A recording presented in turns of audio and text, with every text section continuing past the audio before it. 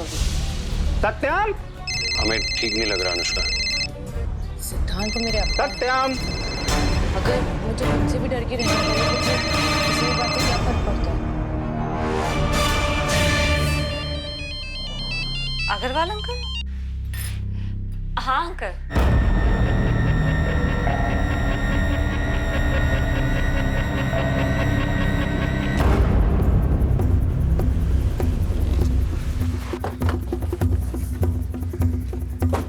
हटिए, पीछे हटिए, चलिए।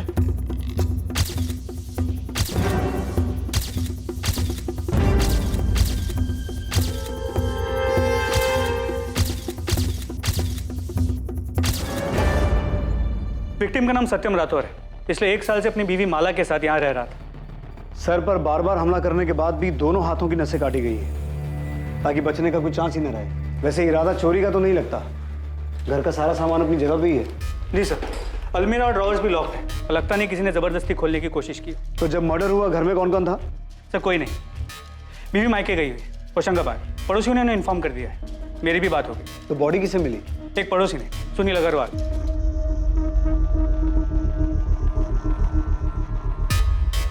ये अंगूठी? सर शायद इसी की है, उंगली पे अंगूठी का निशान है। सो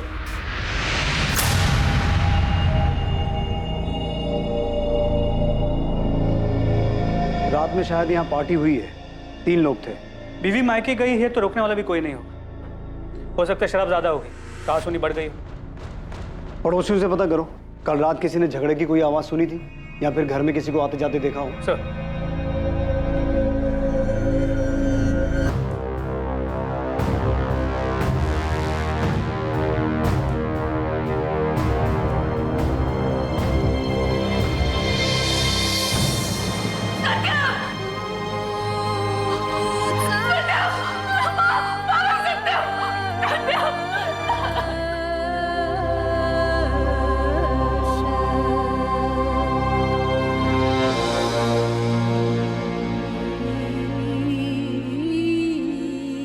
माला, आप अपने पेरेंट्स के घर कब गई थी? ये 4 दिन पहले हमारे घर आई थी। माला की तबीयत कुछ दिनों से ठीक नहीं थी तो हमने ही कहा कि हमारे साथ आके रहे। और सत्यम का परिवार? सत्यम के माता पिता की कुछ साल पहले एक एक्सीडेंट में डेथ हो गई थी। मैं उसके पिता को जानता था और सत्यम को भी। बहुत होनहार लड़का था, मेहनती। जो कुछ भी बनाया था उसने अपने दम पे बनाया था। मैं बहुत गर्व करता था उस पर, इसीलिए मैंने अपनी माला का रिश्ता उसके साथ तय किया था। और इनकी शादी के बाद हम ही उसका परिवार थे। तो आप बता सकते हैं कि सत्यम के साथ ये सब कौन कर सकता है? सत्यम का किसी के साथ कोई झगड़ा, कोई दुश्मनी? नहीं इंस्पेक्टर साहब, वो सत्यम तो बहुत ही शांत स्वभाव का लड़का था। हमें सत्यम की लाश के पास से ये अंगूठी मिली है, ये सत्यम की है? जी हाँ इंस्पेक्टर साहब, 2 महीने पहले माला और सत्यम की शादी की पहली सालगिरह थी। उस वक्त माला ने ये अंगूठी उसे गिफ्ट दी थी। आई लव यू माला। जीजू, आपने बताया नहीं, आपको दीदी का गिफ्ट कैसा लगा? बहुत अच्छा। भगवान तुम दोनों को सबकी बुरी नजर से बचाए। नजर कैसे लग सकती है माँ? आप दोनों का आशीर्वाद जो है। मुझे तो लगता है कि मेरी बच्ची को हमारी नजर लग गई। तो सत्यम की उंगली में ये अंगूठी ढीली थी क्या? नहीं, ये तो सत्यम की माँ की थी। मैं खुद माला के साथ गई थी बनवाने के लिए। तो फिर ये अंगूठी उंगली से निकल कैसे गई? शायद उसी ने निकाल दी होगी। उसे अंगूठी पहनना पसंद नहीं था। सगाई की अंगूठी भी 4 महीने बाद उसने निकाल के अलमारी में रख दी थी। घर की अलमारी में? घर में और भी गहने हैं? माला के सारे गहने घर की अलमारी में ही रखे हुए।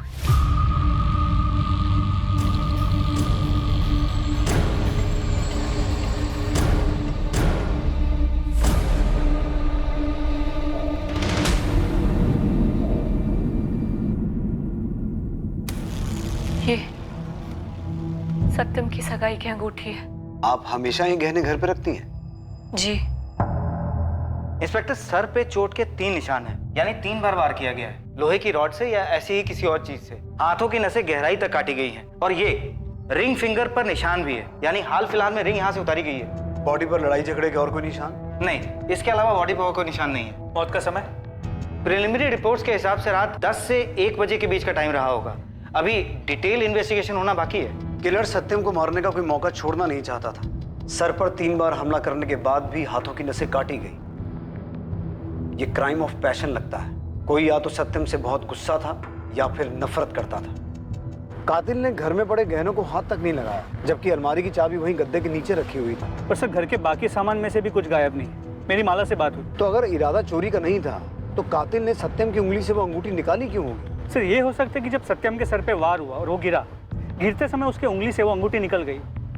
ऐसा हो सकता है यादव, लेकिन माला की माँ दिव्या ने बताया था कि वो अंगूठी सत्यम के हाथ में एकदम फिट थी और सत्यम की बॉडी पर लड़ाई झगड़े का कोई निशान नहीं है। तो फिर वो अंगूठी उसकी उंगली से निकली कैसे होगी? सर मुझे लगता है सत्यम के मर्डर के पीछे उन्हीं 2 लोगों का हाथ है जिनके साथ उसने पार्टी की। एक बार वो दोनों मिल जाए तो इस अंगूठी का मसला भी सुलझ जाएगा। और उन दोनों में से शायद एक औरत थी। हो सकता है वही झगड़े का कारण रही हो और सत्यम की मौत का भी।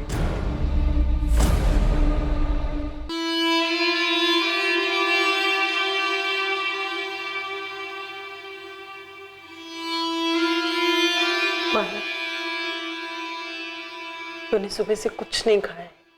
चाहकर भी खुद को यकीन नहीं दिला पा रही हूँ माँ। ये सत्यम अब नहीं रहा, किसी ने उसे हमसे छीन लिया है। ऐसा क्यों हुआ माँ?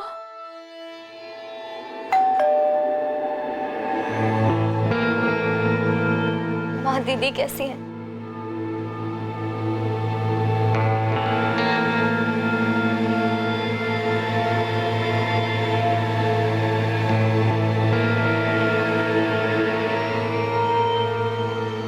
सत्यम के कॉल लॉग्स के हिसाब से 11 सितंबर को शाम 7 बजे उसने पारुल आपको फोन किया था। हाँ, सत्यम जीजू का कॉल आया था। क्या बात हुई थी? एक्चुअली मैं 2 दिन से दिल्ली में थी। मेरा बैंक पीओ का एग्जाम देने गई थी। उनका परसों कॉल आया था सर, ये पूछने की एग्जाम की प्रिपरेशंस कैसी जा रही हैं और बेस्ट ऑफ लक विश करने। माला, ये आपका है? जी नहीं। माला, हमें आपसे अकेले में कुछ बात करनी है।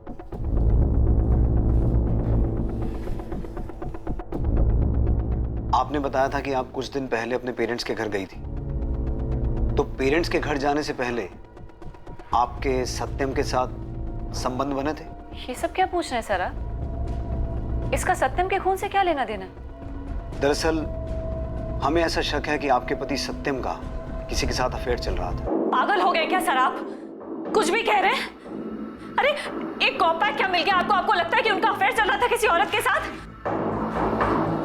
मेरे पति मुझसे बहुत प्यार करते थे सर, और मैं भी। मर्डर हुआ है उनका। उनके खूनी को ढूंढने के बजाय आप उन्हीं के कैरेक्टर पे उंगली उठा रहे हैं। आपके घर से इस कॉम्पैक्ट के अलावा हमें यह भी मिला है आपके बेडरूम के डस्टबिन से। हम आपकी कंडीशन समझते हैं, लेकिन कातिल तक पहुंचने के लिए हमारे लिए सच जानना जरूरी है। हमें शक है कि जिस रात सत्यम का खून हुआ था, उस रात वो अपने घर पर किन्हीं 2 लोगों के साथ पार्टी कर रहा था, और उनमें से शायद एक औरत थी। सत्यम ने उस औरत के साथ शारीरिक संबंध बनाए और उसके बाद उन लोगों में किसी बात को लेकर कहासुनी हो गई, जिसकी वजह से सत्यम का खून हुआ।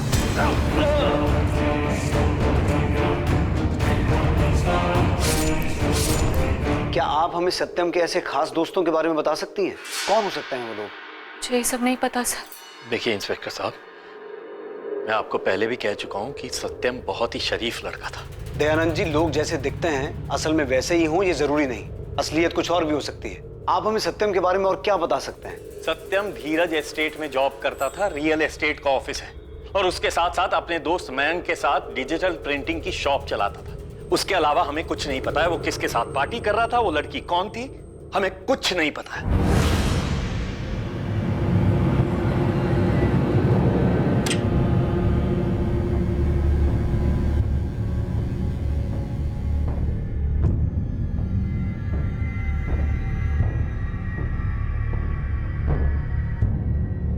बेटा, तूने सुबह से कुछ भी खाया पिया नहीं। थोड़ा सा दूध पी ले।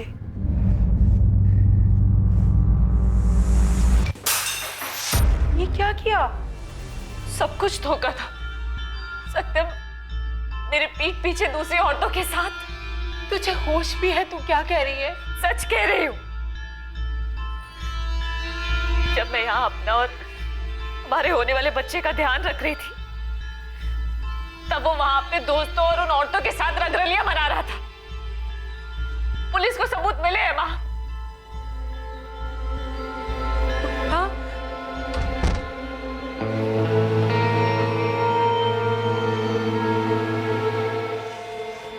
कितनी गर्मी है। अरे जीजू ला तो रहे हैं तेरी कोल्ड कॉफी। ये रहे तुम दोनों की मैंगो शेक्स। अरे पर मैंने तो कोल्ड कॉफी मंगाई थी, मैंगो शेक तो पारुल ने लाने के लिए कहा था ना। अभी इसी से मैनेज कर लो ना, ऑफिस जाने के लिए बहुत लेट हो रहा हूँ। तुम्हें अपनी बीवी की बिल्कुल भी फिक्र नहीं है, बस अपनी साली से प्यार करते हो।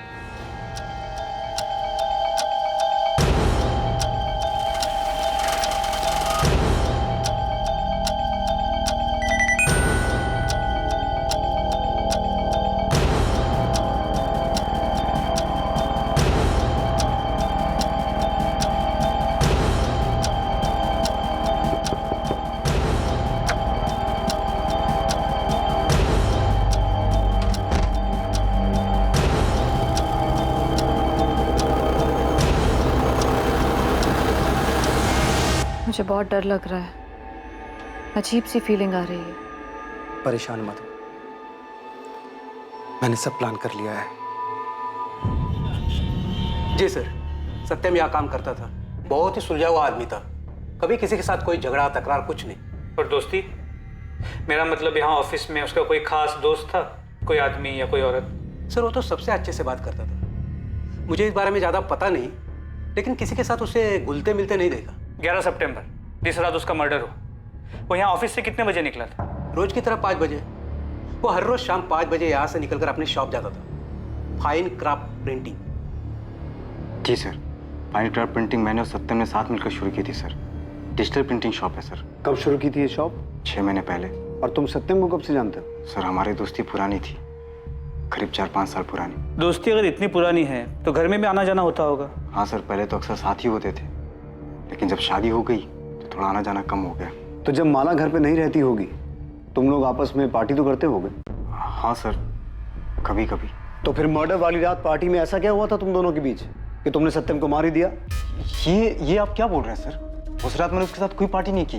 इनफैक्ट मैं 1 महीने पहले आखिरी बार उसके घर गया था, और मैं उसको क्यों मारूंगा सर? वो मेरा दोस्त था। लेकिन मयंक, आंकड़े यही बताते हैं कि आखिर में दोस्ती दुश्मन निकलते हैं। मुझे सच सच बताओ, तुम्हारी प्रिंटिंग की दुकान को लेकर आपस में कोई झगड़ा था? सर ऐसा कुछ नहीं था, और ना ही मैंने कुछ किया। दूसरी बात यह है सर कि सत्यम माला भाभी को कभी धोखा दे ही नहीं सकता।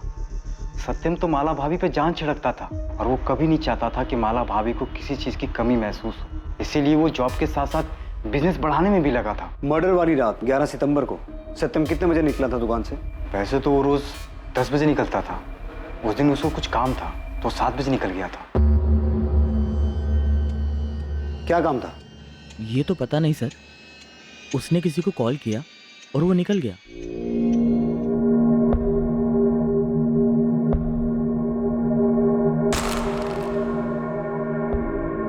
मैं क्या करूं? मुझे कुछ समझ नहीं आ रहा।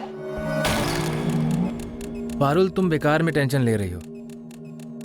मेरा यकीन करो, कुछ नहीं होगा।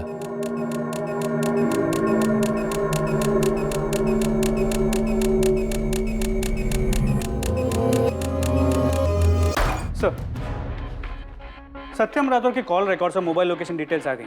उस शाम 7 बजे के आसपास उसने सिर्फ पारुल को फोन किया। पारुल तो दिल्ली गई हुई थी एग्जाम देने के लिए, तो उससे मिलने के लिए तो नहीं निकला होगा। उसके मोबाइल लोकेशन डिटेल के हिसाब से फाइन क्राफ्ट प्रिंटिंग से वो कमता नगर की ओर गया था, तो वहां से करीब रात 10 बजे के आसपास अपने घर वापस आया। अगर घर में पार्टी हुई थी तो प्लानिंग भी हुई होगी, दोस्तों को फोन किया गया होगा, या फिर हो सकता है कि पार्टी का प्लान पहले से ही बना हो, वो अपने दोस्तों से मिलने कमता नगर गया हो और उन्हें लेकर अपने घर चला गया हो। इस सत्यम का बैकग्राउंड चेक करने के लिए मैंने एक आदमी को काम पे लगा दिया। वो कहाँ जाता था, क्या करता था, ये सभी डिटेल्स जल्दी मिल जाएंगी। गुड। लेकिन इस सत्यम का कैरेक्टर पकड़ में नहीं आ रहा है। एक तरफ बीवी कह रही है कि बहुत प्यार करता था, और दूसरी तरफ बीवी के घर से जाते ही ऐसी पार्टीज करता था जिसके बारे में किसी को कुछ पता ही नहीं है। सर एक बात और, अपने क्लाइंट्स, ऑफिस स्टाफ और फैमिली के अलावा हाल फिलहाल में इसकी किसी अमन सैनी से 1-2 बार बात हुई। अमन, आप सत्यम के दोस्त हैं? जी सर। कब से जानते थे उसे? तकरीबन 1 साल पहले सर काम के सिलसिले में उससे मुलाकात हुई थी। बातें तो रोज़ रोज़ नहीं होती थी सर, लेकिन जब कभी भी हम मिलते थे तब काफ़ी बातें होती थी। तो कभी बातों बातों में सत्यम ने आपसे किसी औरत का जिक्र किया? नहीं सर, ऐसा तो उसने कभी कुछ नहीं कहा। और सर उसको देखकर भी ऐसा कभी कुछ लगता नहीं था कि उसका किसी दूसरी औरत के साथ चक्कर रहा होगा। 11 सितंबर की रात 10 से 1 के बीच में तुम कहाँ थे? घर पे था सर। लेकिन आप ये क्यों पूछ रहे हैं? उस रात सत्यम ने अपने घर में 2 लोगों के साथ पार्टी की थी और उनमें से एक औरत भी थी। नहीं सर, ना तो मैं वहाँ था और ना इस बारे में मैं कुछ जानता हूँ। और सर उसकी वाइफ प्रेग्नेंट है। मैं सत्यम को ऐसी किसी भी चीज़ में सपोर्ट नहीं करता। ठीक है अमन, तुम जा सकते हो। Thank you sir.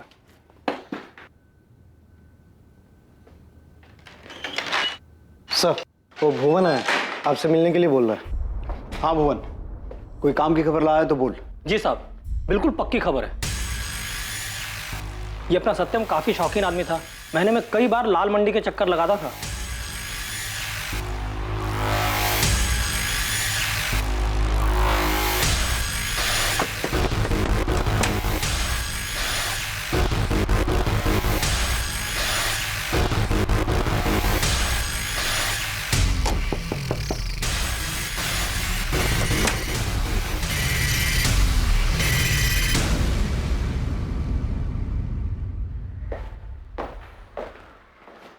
सत्यम राठौर को जानती थी? हाँ, जानती थी।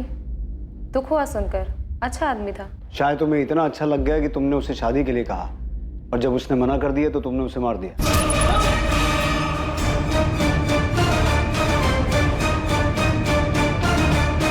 ये क्या बोल रहे हो साहब आप? प्यार, शादी, खून, आप लोगों ने तो पूरी कहानी बना दी। साहब मैं धंधा करती हूँ, पैसों के लिए उसके साथ सोई थी। ये किसी और का पाप मेरे गले पे मत डालिए। 11 सितंबर की रात तुम उसके घर गई थी या नहीं? नहीं गई थी साहब, लोग मेरे पास आते हैं, मैं लोगों के पास नहीं जाती। तो सत्यम में ऐसा क्या था जो वो तुम्हें अच्छा आदमी लगा? साहब मेरे पास सब चमड़ी के लिए आते हैं, काम हुआ और निकल गए। लेकिन सत्यम वैसा नहीं था। वो 4 से 5 बार आया होगा मेरे पास, सोया भी है मेरे साथ, लेकिन एक अलग ही सलीके वाला आदमी था। सब घंटों मेरे साथ बातें किया करता था, वो इज्जत देता था मेरे को। लेकिन कुछ दिन से मुझे वो परेशान सा लग रहा था। ऐसा लग रहा था जैसे कोई बात अंदर ही अंदर उसे खाए जा रही हो। उसने तुमसे कुछ कहा किसी के बारे में? सब ज्यादा कुछ तो नहीं बताया, लेकिन उसकी बीवी के साथ उसका कुछ ठीक नहीं चल रहा था। ये पहली बार था जब किसी ने पुलिस को बताया था कि सत्यम और माला के बीच सब कुछ ठीक नहीं था। लेकिन इसके नतीजे पर पहुंचना आसान नहीं था। क्या कनक जो कह रही थी वो सच था, या जैसा बाकी सबको दिखता था कि सत्यम और माला साथ में खुश थे वो सच था? क्या सच में माला और सत्यम के बीच के संबंध काफी खराब थे? और अगर ऐसा था तो माला ने ये सच अब तक बयां क्यों नहीं किया था? हाँ सर, हमारे झगड़े होते थे जैसे हर हस्बैंड वाइफ के बीच में होते हैं। हमारे बीच भी छोटी मोटी बात को लेके कहासुनी हो जाती थी। ठीक है, मान लेते हैं, लेकिन वो कौन सी छोटी छोटी बातें थी जिनको लेकर आपके बीच कहासुनी होती थी? नॉर्मल झगड़े सर, रोजमर्रा की जिंदगी वाले। जैसे कपड़े बेड पे पड़े हैं, सामान बिखरा पड़ा है, मेरा टोकना उसे पसंद नहीं आना। माला जी, मैं अच्छी तरह से जानता हूं कि आप कुछ छुपा रही हैं। आपका पति प्रोस्टिट्यूट के पास जाता था, जब आप घर पे नहीं रहती थी तो वो किसी दूसरी औरत के साथ था, और आप कह रही हैं कि आपकी मैरिड लाइफ नॉर्मल थी। देखिए, कुछ बताना है तो बता दीजिए, बाद में कहीं ऐसा ना हो कि वक्त ना रहे बताने के लिए। सर, मेरी और सत्यम की अरेंज मैरिज थी। मेरे पापा सत्यम को बहुत पहले से जानते थे, उसे बहुत पसंद करते थे। मुझे भी सत्यम बहुत पसंद था। शादी के 6 महीने तक सब ठीक चल रहा था सर। फिर धीरे धीरे सत्यम में अजीब सा बदलाव आने लगा। पैसे को लेके अजीब सा लालच आ गया था उसमें। सर, मैं बिजली विभाग में काम करती हूँ। मेरी और सत्यम की सैलरी मिला के घर आराम से चल जाता था। लेकिन सत्यम को बहुत जल्दी बहुत आगे बढ़ना था। फाइन क्राफ्ट प्रिंटिंग को बहुत बड़ा बनाना चाहता था। इसलिए चाह रहा था कि मैं अपने हिस्से की प्रॉपर्टी पापा से मांग लूं। माला, मैंने अपनी पूरी सेविंग्स लगाकर दुकान खोली है ताकि तुम्हें और आराम की जिंदगी दे पाऊं। दिन रात मेहनत करता रहता हूं मैं ताकि तुम्हारी जरूरतें पूरी हो। और तुम अपने पापा से अपने हक का हिस्सा नहीं मांग सकती हो? उस पर तुम्हारा भी तो हक है, इतनी प्रॉपर्टी का। वो करेंगे भी क्या? सत्यम, वो प्रॉपर्टी पापा की है, वो उसका जो चाहे करे। हम उनसे नहीं मांग सकते। उन्हें जब खुद से देना होगा तब दे देंगे। सत्यम तो पर मुझे लगता था कि तुम मुझसे प्यार करती हो। तो आपने पहले हमें ये सब बताना जरूरी नहीं समझा? सर, मैं पापा के सामने ये सच नहीं बताना चाहती थी। पापा उस पर बहुत भरोसा करते थे और मैं उनका भरोसा नहीं तोड़ना चाहती थी। हाँ, हमारे बीच झगड़े होते थे, लेकिन पिछले कुछ महीनों से सब कुछ ठीक होता हुआ नजर आ रहा था मुझे। बच्चे की खबर सुनकर वो बहुत खुश था। हाँ, वो जरूरत से ज्यादा समय अपने काम पे बिताता था, लेकिन मुझे लगा कि शायद वो हमारे आने वाले बच्चे के लिए कर रहा है ये सब। लेकिन अब मुझे पता लगा कि वो मुझसे दूर सारा वक्त उस कनक के साथ बिता रहा था, काम पे नहीं।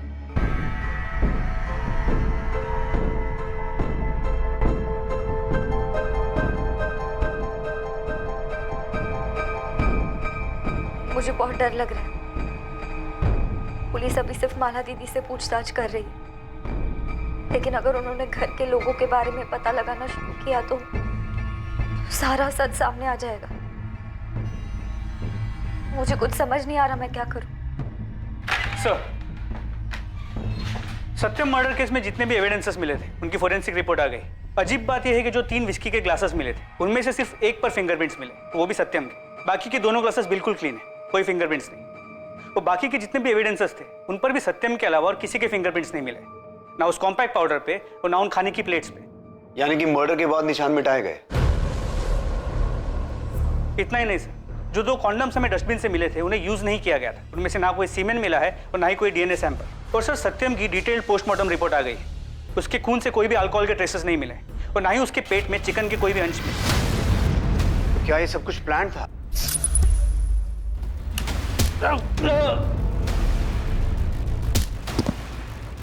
पहले सत्यम को मारा गया, फिर उसकी शर्ट खोली गई और फिर सब कुछ ऐसा स्टेज किया गया जिससे ऐसा लगे कि वहां कोई औरत भी मौजूद थी। सर, ये भी हो सकता है कि इस केस में कोई औरत इन्वॉल्व ही ना हो, और हो सकता है इस सबके पीछे कुछ ऐसा हो जो अब तक हमारी नजरों से छुपा हुआ हो। और मुझे बार बार माला और उसकी फैमिली पे शक हो रहा है। यादव, पूरी फैमिली की डिटेल निकालो, देखें कौन क्या छुपा रहा है। ये फॉर्म फिल करके आप सबमिट कर दीजिए। कल आपका 12 बजे का अपॉइंटमेंट है।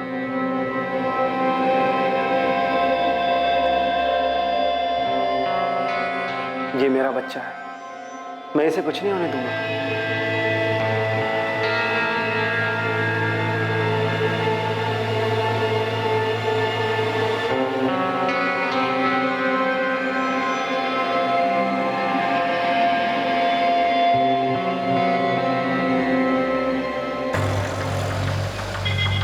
आप माला के साथ बिजली विभाग में काम करती हैं, क्या आप उसके बारे में कुछ बता सकती हैं? माला एक अच्छी लड़की है, वो मेरी दोस्त है इसलिए नहीं बोल रही, बल्कि असल में वो सबकी हेल्प करती है।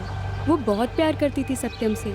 क्या कभी उसने उनके बीच किसी झगड़े के बारे में बताया? नहीं सर, इनफैक्ट वो सत्यम को सरप्राइज करने का एक भी मौका नहीं छोड़ती थी। कितनी बार तो वो ऑफिस से हाफ डे लेकर निकल जाती थी। पूछने पर यही बोलती थी कि उसे सरदर्द की प्रॉब्लम है, लेकिन सर उसके चेहरे की खुशी से पता चलता था कि वो अपने पति के पास ही जा रही है।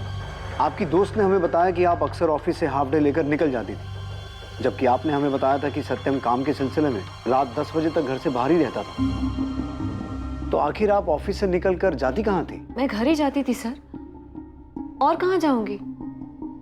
मुझे माइग्रेन का प्रॉब्लम है सर, इसलिए जब सर दर्द बर्दाश्त के बाहर हो जाता था तब छुट्टी लेकर घर चली जाती थी। तो किस डॉक्टर को दिखा रही थी आप? किसी को नहीं सर, बस थोड़ा सा रेस्ट लेती थी और ठीक हो जाती थी। आपको माइग्रेन की वजह से अक्सर ऑफिस से हाफ डे लेकर जाना पड़ता था, लेकिन आपने आज तक किसी डॉक्टर को दिखाया ही नहीं। ये सब क्या फिजूल के सवाल कर रहे हैं सर आप? गलती हो गई, डॉक्टर को नहीं दिखाया, अब चली जाऊंगी बस, और कुछ। बस इतना ही कि अगर इस सब में आपका कोई हाथ हुआ ना, तो ये बिल्कुल मत सोचिएगा कि आपकी प्रेगनेंसी की वजह से कानून आपको बख्श देगा। जब किस्मत ने ही नहीं बख्शा तो कानून से क्या फर्क पड़ेगा? सजा तो मैं भुगत ही रही हूँ।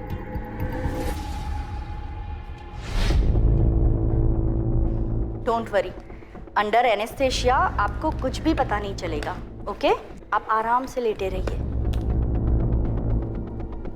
अगर माला को पता चल गया था कि सत्यम उसे धोखा दे रहा है तो भी माला को उसे मारने की जरूरत नहीं थी, उसे छोड़ सकती थी। अच्छे घर से, फैमिली सपोर्ट कर। माला की रिएक्शन को देखकर मैं खुद नहीं समझ पा रहा हूँ कि वो सच बोल रही है कि झूठ।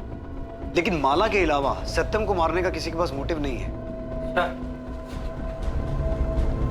सर, माला और उसके फैमिली मेंबर्स के पिछले 5 महीनों के कॉल रिकॉर्ड्स।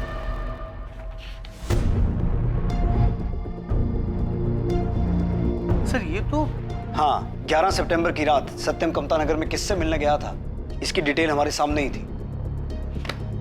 माला और उसका पूरा परिवार शुरू से ही झूठ बोल रहा है। अपने आदमी को काम पे लगाओ।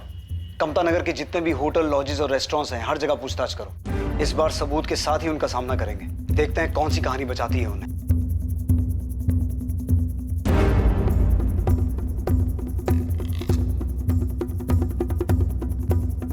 खबर पक्की है, ये दोनों कामता नगर आए थे। इन दोनों को ही देखा गया है।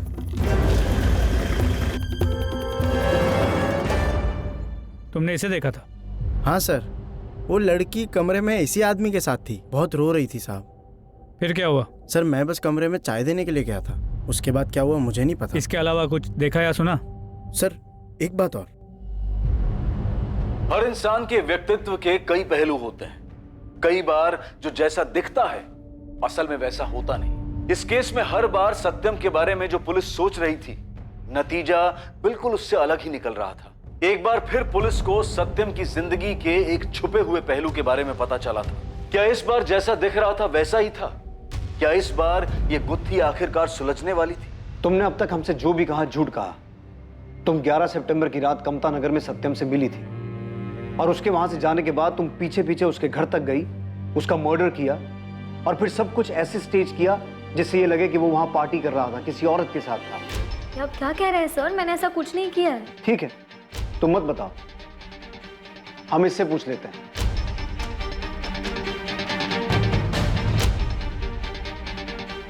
हम सच जानते हैं पारुल। ये रहे तुम्हारे फोन लोकेशन डिटेल्स। तुमने हमसे झूठ कहा था कि तुम बैंक पीओ का एग्जाम देने के लिए दिल्ली गई थी, जबकि तुम यहां भोपाल में ही मौजूद थी। और तो और तुम 11 सितंबर की रात कमता नगर के चंद्रावती लॉज में सत्यम से मिली भी थी। और हम ये भी जानते हैं कि वहां तुम अपने इस दोस्त मनीष के साथ रुकी हुई थी।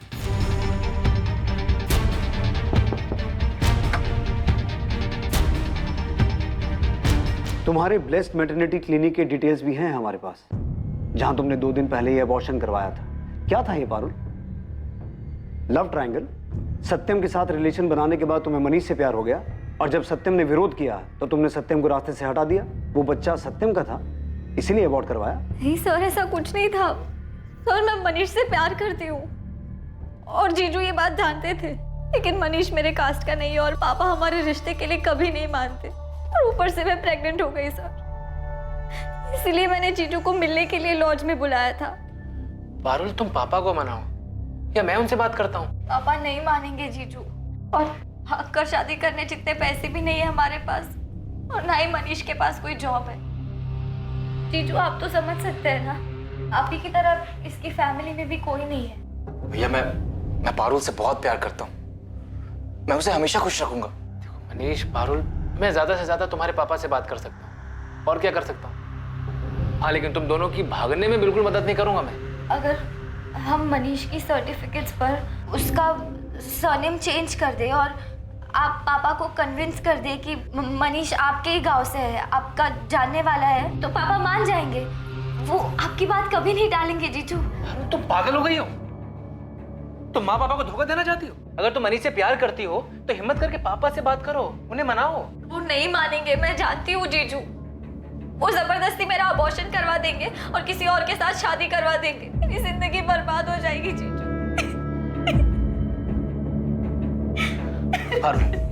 पारुल, ऐसा करने की गलती कभी मत करना। अगर मनीष से प्यार करती हो तो किसी और से शादी मत करो। पारुल, ऐसा करने से 3 जिंदगियां बर्बाद हो जाएंगी। मैं जानता हूं कितना दुख होता है जब आपको पता चलता है कि आपका साथी किसी और से प्यार करता है। पारुल, अगर सच में तुम मनीष से प्यार करते हो तो अपने पापा से बात करो, कन्विंस करो उन्हें। तुम्हारे साथ हूँ। जीजू के जाने के बाद मुझे कुछ समझ नहीं आ रहा था सर। मैं बहुत डर गई थी और घर वालों से लड़ने की हिम्मत भी नहीं थी, इसलिए मनीष के मना करने के बावजूद मैंने अबॉर्शन करवा लिया। सत्यम ने ये क्यों कहा कि जानता है जब आपका साथी किसी और से प्यार करे तो कितना दर्द होता है? माला और सत्यम के बीच में कोई था क्या? माला का किसी के साथ कोई अफेयर था? नहीं सर, ऐसा कुछ नहीं था। जीजू तो बस ऐसे ही। पारुल सच सच बोलो, क्या बात है?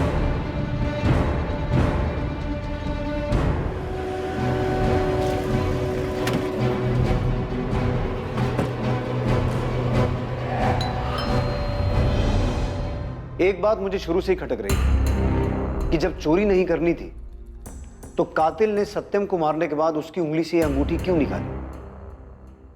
शुरू में ऐसा लग रहा था कि सत्यम ने शायद शादी में बेवफाई की है, इसलिए गुस्से में आकर यह अंगूठी निकालकर फेंक दी गई कि जब प्यार ही नहीं है तो निशानी का क्या फायदा। और असल में यही सच है कि प्यार नहीं था। लेकिन यह मामला सत्यम की बेवफाई का नहीं, तुम्हारी बेवफाई का है। आपका दिमाग तो नहीं खराब हो गया है सर? कुछ नहीं मिला तो हाथ धो के मेरे ही पीछे पड़ गए। जाकर असली खूनी को क्यों नहीं पकड़ते हैं? वही कर रहा हूं। ये हैं तुम्हारे दूसरे नंबर के पिछले 2 साल के कॉल रिकॉर्ड्स, जिसके बारे में तुमने हमें बताया नहीं था, लेकिन हमने पता लगा लिया। इसे एक बार पढ़कर ही समझ में आ जाता है कि तुम किससे रात को 2-2 बजे तक बातें करती थी और तुम्हारा अफेयर किसके साथ चल रहा था। पारुल सच सच बोलो, क्या बात थी? सर दीदी ने कुछ नहीं किया है। दीदी कभी ऐसा कुछ नहीं कर सकती। पारुल हम ये नहीं कह रहे हैं कि तुम्हारी दीदी ने कुछ किया है, लेकिन पूरी बात बताओ। हो सकता है तुम्हारे जीजू की हत्या का राज उसी बात में छुपा हो। जीजू ने मुझे बताया था कि दीदी ने क्या किया। मैं अमन के बारे में जानती थी, मगर मैं ये नहीं जानती थी कि दीदी शादी के बाद भी उससे मिलती थी। अमन सैनी?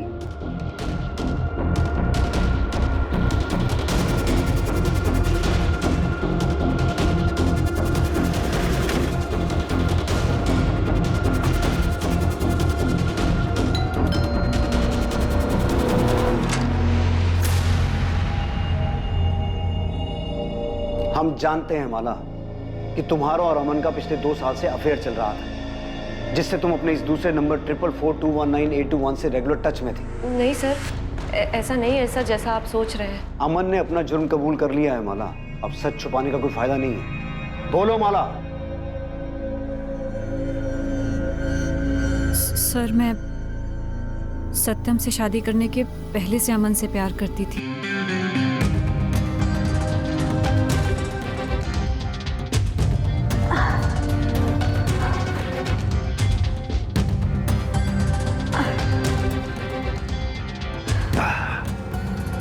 अमन, पापा मेरी शादी तय कर रहे हैं किसी सत्यम के साथ। कुछ करो ना। अरे यार, मेरी खुद समझ में नहीं आ रहा कि मैं क्या करूं, कैसे उन्हें मनाऊं हमारी शादी के लिए। मेरी सारी उम्र निकल जाएगी उनकी बराबरी करने में। मुझे बहुत डर लग रहा है, अजीब सी फीलिंग हो रही है। अगर तुम मेरी मानो तो मेरे पास एक आइडिया है। क्या? तुम उस सत्यम से शादी कर लो। मैं मर जाऊंगी पर किसी और से शादी नहीं करूंगी, समझे तुम?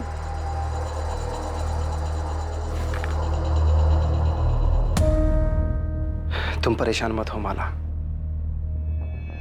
मैंने सब प्लान कर लिया है।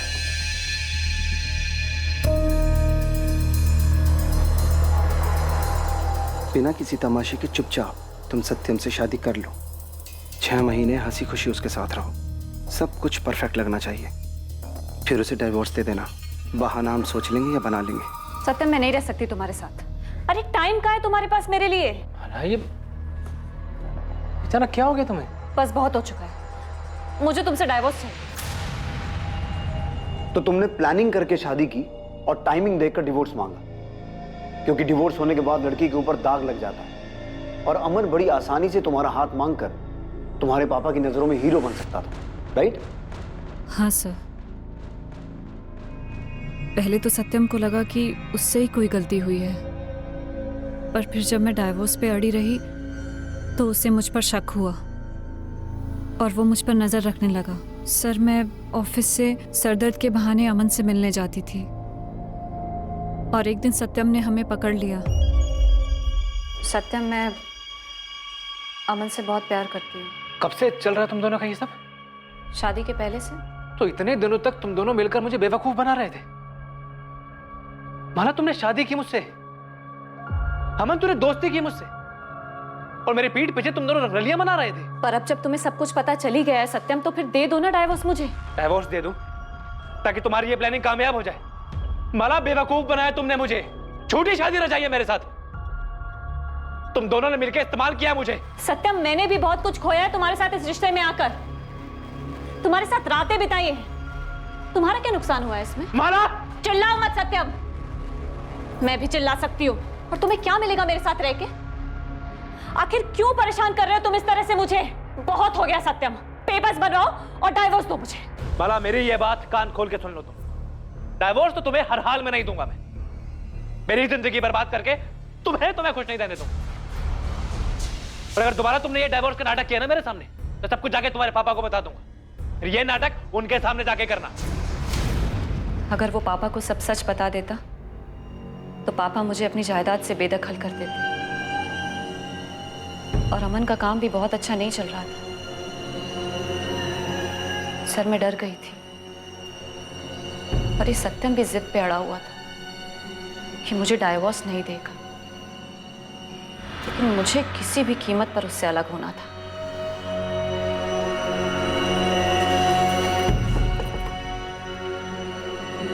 मैं मां बनने वाली हूं सत्यम।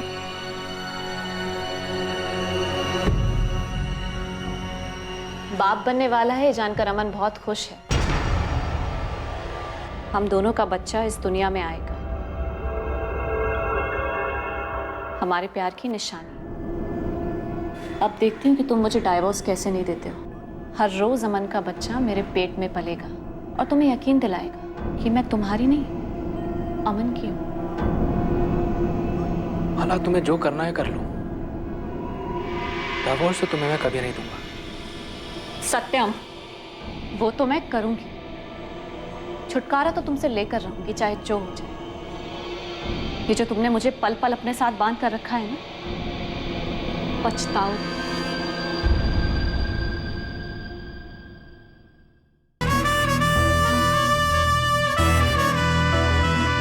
छुटकारा तो तुमसे लेकर रहूंगी, चाहे जो हो जाए।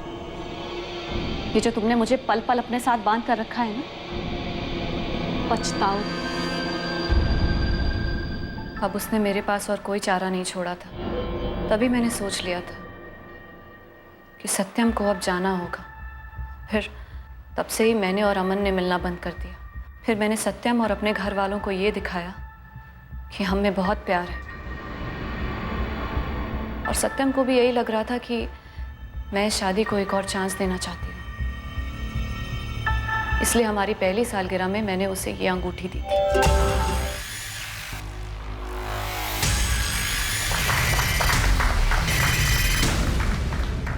अभी तक तो सब सही चल रहा है। पारुल, मैं माला से बहुत प्यार करता हूँ, पर मुझे नहीं पता मैं इस बच्चे को अपना भी पाऊंगा या नहीं। जीजू, दीदी इस रिश्ते को और एक मौका दे रही है। आप भी कोशिश करिए प्लीज। तो पिछले 4-5 महीने में तुमने सॉलिड एक्टिंग करके पूरे ड्रामे का स्टेज सजा दिया। हाँ, मेरा दूसरा फोन मेरे पास शादी के पहले से था। हम उसी के जरिए बात करते थे। फिर मैंने ऑफिस से छुट्टी ली और 4 दिन के लिए माँ पापा के घर आ गई। फिर 11 सितंबर की सुबह अपने दोस्त के पास जाने के बहाने मैं भोपाल आई। फिर अमन के साथ सत्यम के घर गई। याद रखना, ये जो हम कर रहे हैं ना, अपने लिए और अपने होने वाले बच्चे के लिए कर रहे हैं। हमारे पास और कोई रास्ता नहीं है। उसने मुझे बहुत परेशान किया है। मुझे उसकी एक एक चीख सुननी है, समझे?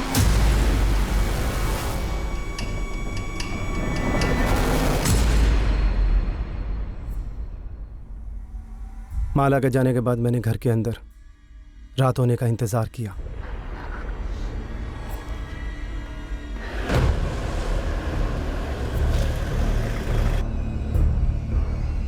माला, लगता है वो आ गया।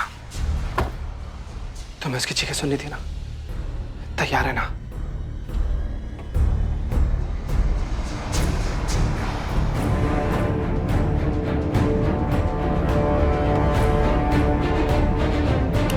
इंटेलिजेंट और टैलेंटेड लड़की को बिल्कुल दबा कर रखा हुआ था नैना ने।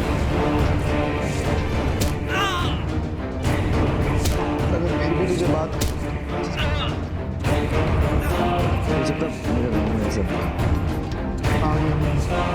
तू ऐसे कर तो इससे बात कर। हो गया।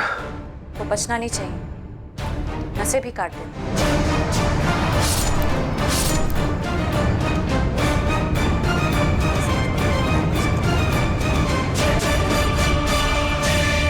उस अंगूठी पर मेरा हक था। मैं उसे उस सत्यम की अंगुली पर नहीं रहने देना चाहता था, लेकिन फिर ये सोचकर वहीं छोड़ दिया कि वक्त आने पर इसे माला मुझे खुद पहनाएगी। अगर वो खुद मुझे डाइवोर्स दे देता तो हमें उसे मारने की जरूरत ही नहीं होती।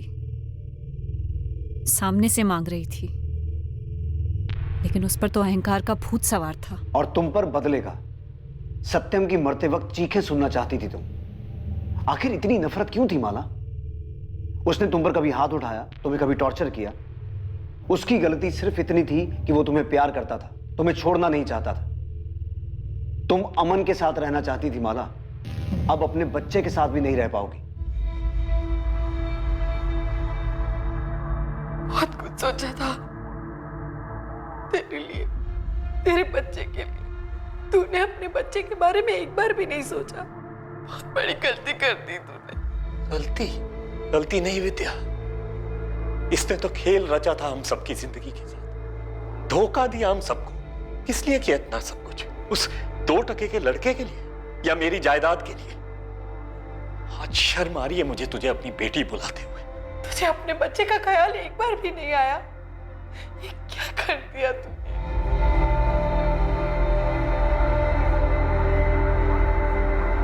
प्यार एक ऐसा एहसास है जो 2 लोगों को आपस में बांध कर रखता है, लेकिन कई बार इस एहसास के बहाव में लोग बिना सोचे समझे सही और गलत की सभी सीमाएं पार कर जाते हैं और जुर्म की राह पर चल पड़ते हैं। माला और अमन का प्यार गलत नहीं था, लेकिन उस प्यार को पाने का रास्ता गलत था। सत्यम का गुस्सा जायज था, शादी के नाम पर उसके साथ खिलवाड़ हुआ था, लेकिन जब इस शादी की नींव ही खोखली थी तो अब उससे किसी भी तरह की उम्मीद लगाना फिजूल था। अच्छा होता अगर सत्यम ये समझकर इस रिश्ते से अलग हो जाता और अपनी जिंदगी को एक दूसरा मौका देता।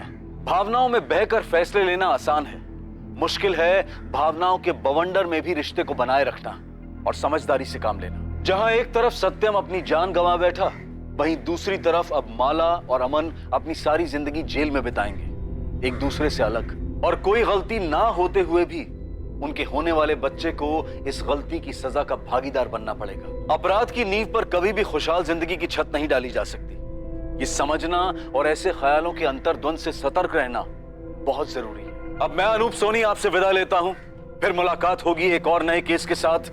और याद रखें, क्राइम और आपके बीच में सिर्फ इतना फर्क है कि आप कितने सतर्क हैं। सतर्क रहें, सुरक्षित रहें।